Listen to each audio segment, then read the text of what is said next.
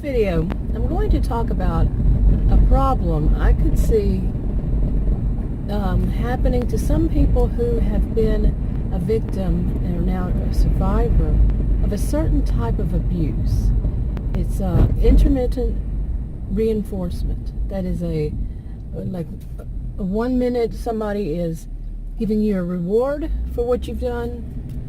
The next they are giving a punisher. And this pattern, it's not a complete pattern.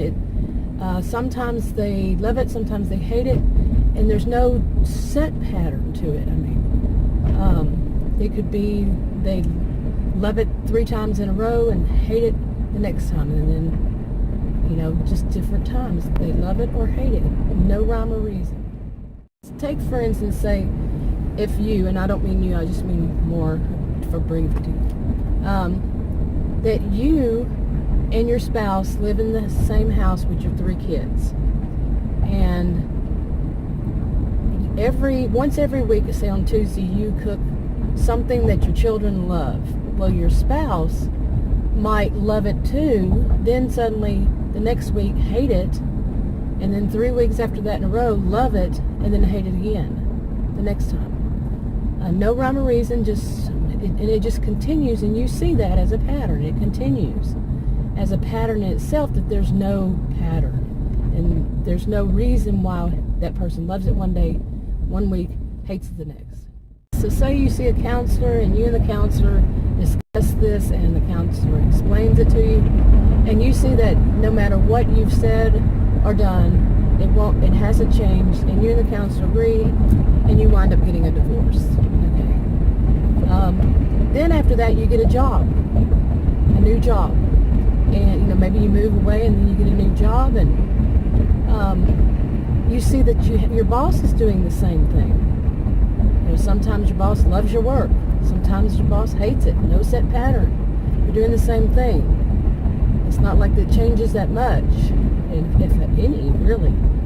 Depends on what the job is. But the boss just does the intermittent reinforcement, and you see that's not going to work, so you find another job and leave that boss. So in those kinds of situations, say your counselor agrees with you, the best thing was no contact or low contact, to get away, to end the relationship and move on.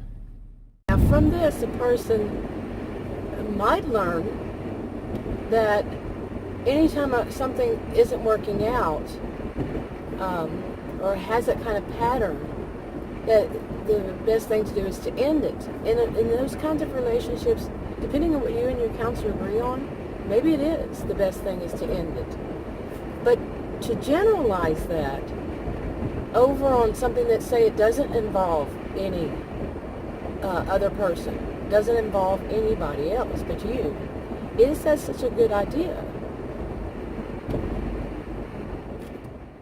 Say, for instance, you work on a project, or a hobby, something that only involves you, and while you're working on it, it's something that you had done in the past, but you haven't done it in a while, and then you start doing it again. You pick back up this hobby or a project, and it doesn't seem to be working right. It had in the past, and now it's not. But every once in a while, you'll see some progress in it, but then it goes back to not working right. Okay. Now, those of us who have seen that in the past with that kind of abusive intermittent reinforcement, we might say, okay, I just need to give up this project. It's not going to work anymore. Instead, is that really what needs to be done, is to totally give it up? That is a pattern we learn from relationships, but does it work in everything? No, not necessarily. Many of us have heard, probably many of us have heard this, that whenever something is stumping you, something you can't figure out, you don't understand why it's doing, something like that, not working every time it used to in the past, and that the best thing to do was to step away from it.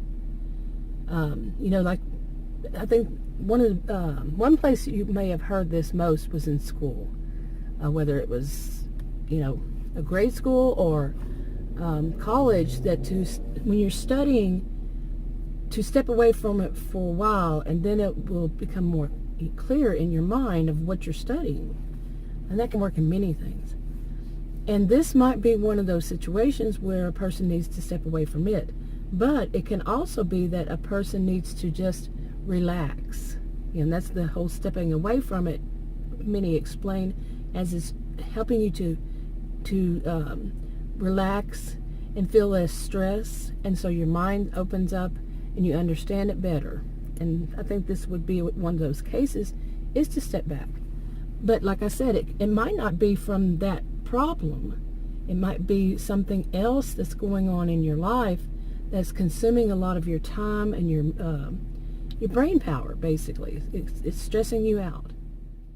It could be something other than that, too. It could be some form of escapism that is consuming too much of your time, so you can't look at what you're working on without thinking more about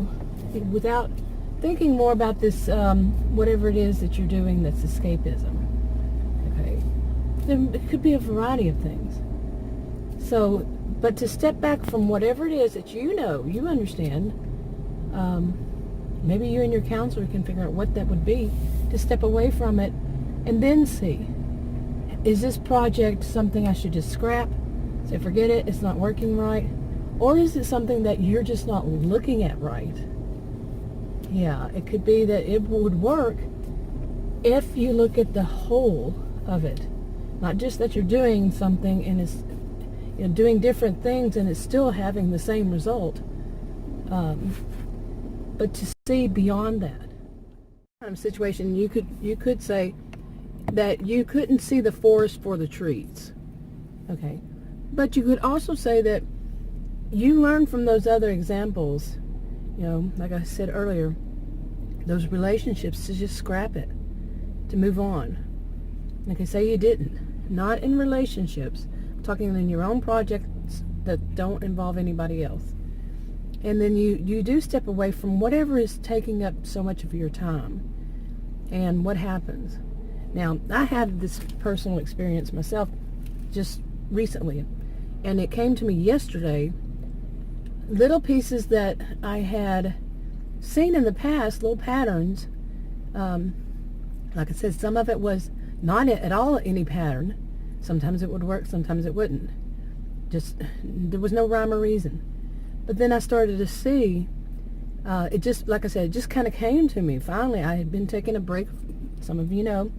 Might not seem like it, but I was. And then the pattern of the original problem, the original way, I was not looking at it right. I was asking myself the wrong question. I was looking in the wrong area. These kinds of things, it might be the problem. Okay? Now, you don't want to generalize it in the reverse on people either. By that I mean, such as the examples with people. The spouse that was using this kind of reward and punishment, the boss did too. If you reverse that, you might start thinking that somewhere along the line you were at fault. You were doing something wrong. Maybe if you had tried this or that. You see what I'm saying? So all of this kind of thing really shouldn't be generalized in any way, in either direction. Instead, to look at the problem, and like I said, if you have a counselor can help you. Counselors are more objective. They should be more objective. And they can see see it from a different angle than you might be able to see it. One more thing I wanted to mention is that I'm well aware that when you're with this type of person who uses this type of abuse, you might not actually be able to step away from it, to look at it. It may be that they keep your mind so occupied with this kind of thing, and other forms of abuse, that you can't. You're too wrapped up in the whole scene. And yeah, that can be a problem. But anyway, I'm going to wrap this up. What do you think? If you feel like leaving a comment, go ahead. And make sure that you read the disclaimer below this video on YouTube. This is not counseling or advice or anything along that line. And if you want to subscribe and you haven't already, click the circle. If you want to watch another video on this channel, you can click one of the rectangles. Like, subscribe, comment, and share, and I'll talk to y'all in another video. Bye.